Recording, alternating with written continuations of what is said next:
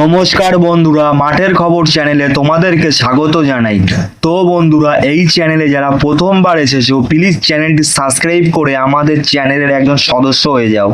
তো বন্ধুরা, তোমাদের সঙ্গে আজকে বিগ নিউজ শেয়ার করতে চলেছি, তাই ভিডিওটা স্কিপ না করে ফুল দেখতে থাকো। ফুটবল প্রেমী বাঙালি ক্যালেন্ডারের পাতায় দাগ দিয়ে রাখুন, কারণ আগামী 25শে জুলাই বিকাল 5টা থেকে থমকে যেতে চলেছে গোটা বাংলা তথা ভারতবর্ষ। হ্যাঁ, ঠিকই ধরেছেন।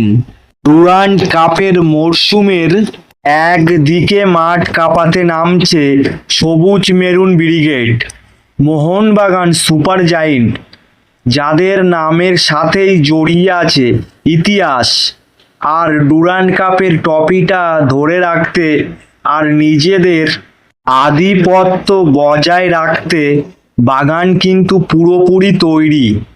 পালতোলা নৌকো এবারও বিপক্ষের ডিফেন্সকে উড়িয়ে দিতে তৈরি। মেরিনাসরা রেডি তো? কিন্তু উল্টো দিকে কারা? ওপাশে আছে লাল হলুদ মশাল ইস্টবেঙ্গল এফসি, যাদের রক্তে রয়েছে লড়াই করে ঘুরে দাঁড়ানোর জেদ। মরশুমের এই প্রথম ডার্বি জিতেই গোটা টুর্নামেন্টের সুর বেঁধে দিতে চায় তারা।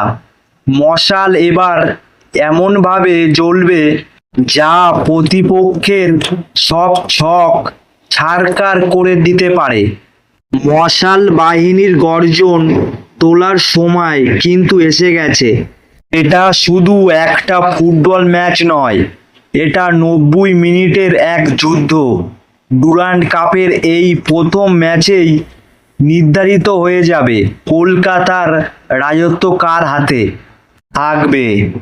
একদিকে মোহনবাগানের রাজকীয় দাপট, অন্যদিকে ইস্টবেঙ্গলের বুক চিতিয়ে লড়াই।